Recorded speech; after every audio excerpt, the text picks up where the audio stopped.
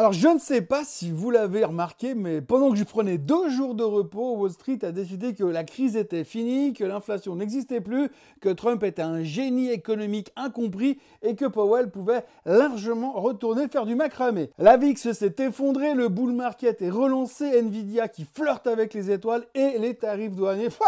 C'est juste un mauvais souvenir du début du mois d'avril. Sauf que voilà, quand le marché n'a plus peur de rien, c'est précisément là que ça devient un tout petit peu flippant. Oui, parce que derrière le tapis lavande en Arabie Saoudite et les tweets en majuscules du président américain, on a toujours une inflation planquée dans les coins, des boîtes qui retirent leurs prévisions parce qu'ils n'ont aucune visibilité et une Fed qui, elle, refuse de valider la monstre Fed qu'on est en train de vivre. Alors, euphorie légitime ou grand moment de déni collectif, c'est ce qu'on va décortiquer tout de suite. Nous sommes le 14 mai 2025, bienvenue dans ce Morning Bull Live, je suis Thomas Veillet et une chose est certaine, définitive et officielle, chaque fois que je m'absente ne serait-ce que 2 jours, c'est le bordel total.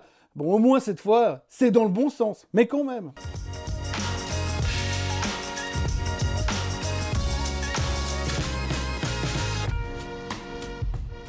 Alors avant toute chose, ce que vous allez entendre et voir dans cette vidéo n'est pas un conseil financier, c'est mon avis, mon analyse et parfois mon humeur du jour. Par contre, si vous voulez comprendre la bourse, là, vous êtes au bon endroit. On est donc tous d'accord qu'il n'y a strictement rien de nouveau dans cette histoire de guerre tarifaire, à part que les chiffres complètement lunaires annoncés il y a quelques semaines, 145% côté US, 125% côté Chine, ont été temporairement remis au frigo pour 90 jours. Il en reste 88 pour ceux qui comptent. Et Trump a déjà prévenu, s'il n'y a pas de deal d'ici là, il ne fera aucun cadeau. Le souci, c'est qu'on ne sait toujours pas vraiment ce que serait un deal satisfaisant à ses yeux, mais malgré ça, le marché, lui, est en extase simplement parce que les Américains et les Chinois se parlent. Et selon Trump lui-même, ces discussions se passent mais mieux qu'avec les Européens. Un petit tacle gratuit juste au passage, comme ils les aiment. Comme lors du moratoire d'il y a un mois, les marchés s'emballent et nous voilà à nouveau au-dessus des niveaux d'avant le fameux Liberation Day qui avait foutu la panique et fait exploser la volatilité et donné des sueurs froides à tous ceux qui ont un deuxième pilier, un troisième pilier ou un quatrième pilier. Mais au fond, qu'est-ce qui a réellement changé sur les tarifs? Est-ce qu'il y a eu un vrai tournant depuis que Trump est revenu au pouvoir? Objectivement, non. À part quelques secousses dans l'automobile européenne et 2-3 impacts visibles, pas de révolution. Le seul changement notable, c'est que les entreprises, dans le résultat du Q1 2025, ont été quasiment unanimes pour dire qu'elles n'avaient aucune visibilité à cause de cette instabilité douanière. Voilà donc le vrai héritage des décisions de Trump jusqu'à maintenant. Alors oui, les analystes nous répètent qu'il est trop tôt pour mesurer l'impact. Et oui, on nous dit qu'il faudra attendre le Q2 pour y voir plus clair. Mais une chose est sûre, les attentes du Q2 ont déjà été revues à la baisse. Et au vu des contrats signés hier en Arabie Saoudite, certaines boîtes vont les pulvériser les doigts dans le nez. Spoiler alert, NVDA. C'est du moins ce que suggère en tout cas l'attitude actuelle des marchés mondiaux, à condition évidemment de croire que ces marchés ont encore une once de logique dans leur fonctionnement et franchement, plus le temps passe, plus j'en doute. Quand Trump a été élu, une bonne partie des experts en économie nous expliquaient calmement que ces baisses d'impôts massives et ces tarifs douaniers en mode bulldozer n'allaient pas vraiment dérégler l'inflation. L'idée générale, c'était pas de panique et tout est sous contrôle. Sauf que dès que la fameuse mèche orange a posé le pied dans le bureau ovale, on a senti un petit courant d'air qui disait « Et en fait, que se passerait-il si les tarifs douaniers ravivaient l'inflation ?» Alors depuis, on navigue entre doutes, chiffres ajustés et lectures à géométrie variable. Et hier, mon grand copain du moment, le Bureau of Labor Statistics, le BLS, a remis une pièce dans la machine, CPI à 2,3%, légèrement en dessous des attentes qui étaient de 2,4%. Le chiffre le plus bas depuis février 2021, de quoi faire sauter un bouchon de champagne. Peut-être pour Trump, mais lui, il a déjà sabré et profite de l'occasion pour atomiser Powell une fois de plus sur ses taux trop élevés. Mais soyons clairs, le core CPI, lui, reste à 2,8%, et derrière cette petite accalmie se planque une grenade dégoupillée qu'on connaît bien, les tarifs douaniers. Alors pour l'instant, ils ne se voient pas encore dans les prix, ce qui est normal, ça vient à peine de rentrer dans le pipeline, et comme toujours, on nous sort le bon vieux refrain, attendez encore un peu, vous verrez plus tard. Alors oui, on peut patienter, mais pendant ce temps, les loyers montent, plus 0,3%, l'assurance auto explose, et les œufs, alors eux, ils ont chuté de 12%, mais ils restent quand même à plus 49% sur un an. Oui, 49%. Même après la glissade, là, ça pique toujours un petit peu. Et puis Trump, lui, il a fait une pause de 90 jours avec la Chine, mais il n'a rien lâché sur le reste. Résultat, la Fed reste droite dans ses bottes, les taux ne bougent pas, et les marchés n'espèrent plus de baisse de taux avant septembre, selon les derniers sondages. Et la vraie question du jour, c'est est-ce qu'on maîtrise enfin l'inflation ou est-ce qu'on est juste en train de repousser l'échéance? Parce que oui, l'inflation recule peut-être en apparence, mais dans les faits, la vie coûte toujours entre 20 et 30% plus cher qu'il y a 5 ans. Et sincèrement, est-ce que vos salaires, ils ont pris 30% depuis 2020? Non? Bon. Ben voilà, c'était juste pour savoir. L'excellente nouvelle du jour, c'est que l'inflation baisse. Enfin, ça dépend où tu te places. Est-ce qu'elle baisse parce que les prix baissent ou est-ce qu'elle baisse parce que le consommateur est au bout du rouleau, en mode repli stratégique avant impact? Parce que si c'est le deuxième cas, ça veut dire que la demande s'effondre et que les vendeurs sont contraints de raboter les prix pour se débarrasser de leurs affaires et que l'économie réelle est en train de se tasser sévèrement. Mais bon, on va pas non plus jouer les rabat-joie tout de suite. On va faire comme si tout allait pour le mieux dans le meilleur des mondes, made in Trump, et que Powell est juste un gros lourdeau qui n'a toujours pas compris qu'il fallait baisser les taux. En tout cas, quoi qu'il en soit, chez les experts à Wall Street, on reste prudent. On évite les grandes déclarations parce que, surprise, il est toujours un peu trop tôt pour mesurer les effets des tarifs douaniers. Comme depuis 2 mois, en fait. Donc, on se donne rendez-vous le mois prochain pour probablement répéter qu'il est encore un tout petit peu trop tôt. En attendant, il y en a un qui n'a pas attendu bien longtemps pour donner son avis, le président lui-même, fidèle à sa méthode que l'on qualifie aujourd'hui de méthode du bulldozer.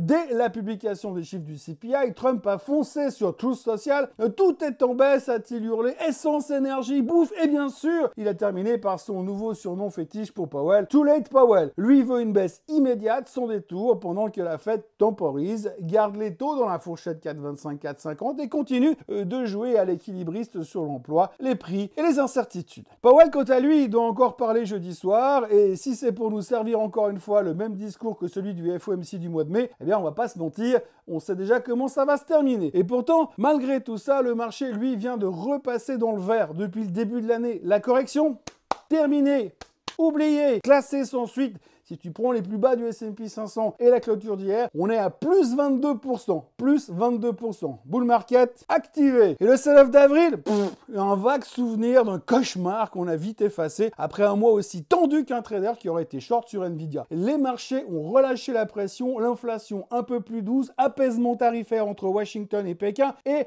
FOMO général et à poil les shorts. Et pendant ce temps, Nvidia vole au-dessus des nuages, plus 5,6% de hausse hier et une capitalisation boursière au-delà des 3000 milliards. Pourquoi? À cause d'un cocktail explosif d'un côté, un marché euphorique post-tarif de l'autre, un méga deal stratégique avec l'Arabie Saoudite, des centaines de milliers de puces prévues à la vente sur 5 ans pour un gigantesque data center de humains, une start-up saoudienne qui devient le nouveau meilleur ami de Jensen Huang. Même AMD et Broadcom s'invitent à la fête, les résultats de Nvidia sont attendus pour le 28 mai, avec une petite incertitude sur le bénéfice par action. Mais alors une grosse confiance dans la reprise du second semestre en termes de croissance. Wang peut remettre son blouson en cuir, Trump lui a déroulé le tapis rouge à Riyad et visiblement ce n'est que le début. Le président est en tournée et il semble bien décidé à revenir avec plus de deals que les rois mages en personne. Nous sommes simplement à la recherche de Jésus. Jésus? Mon mari?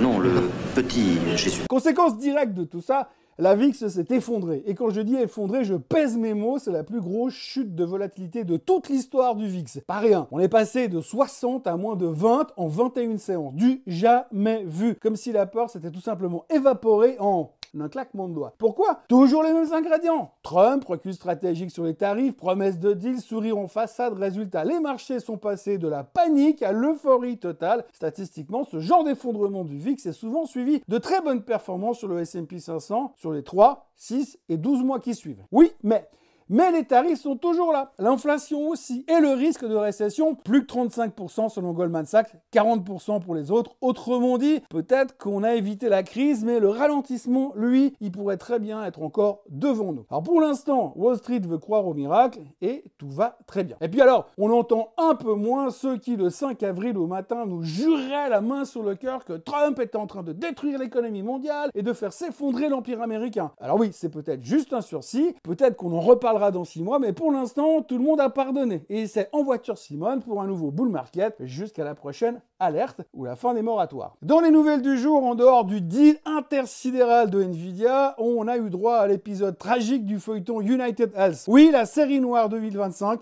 c'est eux. Après un plongeon de 27% en avril suite à une révision de guidance digne d'un mauvais gag, le géant de l'assurance santé vient carrément de retirer ses prévisions pour toute l'année 2025.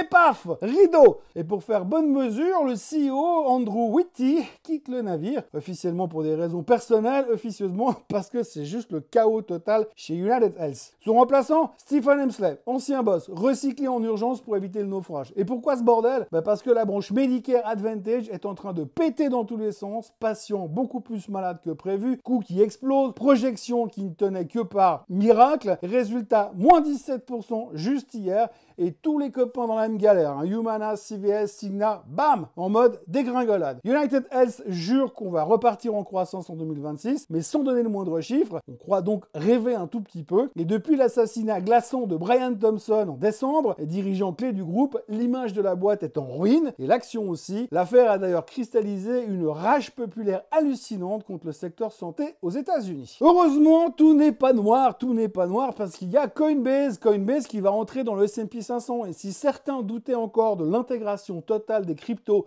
dans le grand bain de la finance institutionnelle, et ben là, cette fois c'est réglé. Résultat, plus 24% pour Coinbase hier soir. Pendant ce temps, Microsoft coupe dans les effectifs. 3% des effectifs vont prendre la porte officiellement pour s'adapter à l'utilisation croissante de l'intelligence artificielle. Traduction, l'IA sert déjà d'excuse pour virer proprement. Et je pense qu'on risque de la réentendre celle-là. Et du côté macro, Ed Yardeni, célèbre économiste, revoit encore ses chances de récession à la baisse, dopé par le retournement de Trump. Objectif S&P 500 à 6500 points d'ici décembre. Bon, c'est super tout ça, mais ils étaient où ces mecs le 5 avril? Et pendant ce temps-là, dans un autre monde, le Moyen-Orient déroule le tapis rouge pour le Messie Trump. Première étape à Riyad avec 300 milliards de deals signés sur 24 heures, objectif 600 dans 4 ans. Il lève les sanctions contre la Syrie. Ouais, sérieusement, il envoie un missile verbal à l'Iran, version dernier avertissement nucléaire. Le nouveau président syrien, un ex-islamiste repenti qui promet un plan Marshall à l'américaine pour reconstruire le pays, et tout le monde trouve ça très bien. Comme quoi, avec Trump, même les pires CV peuvent avoir droit à une seconde chance.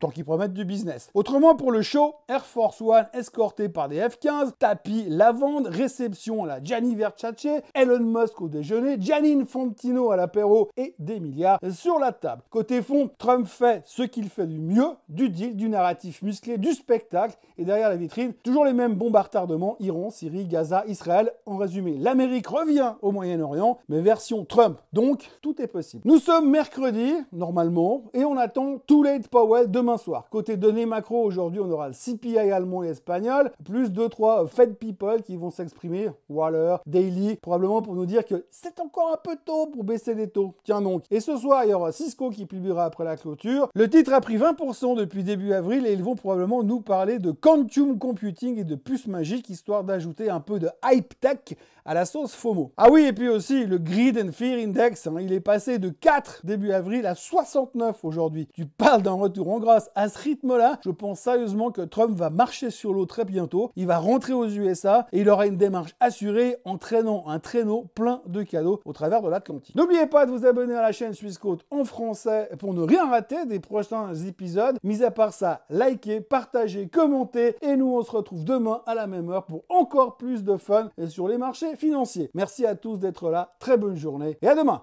Bye bye.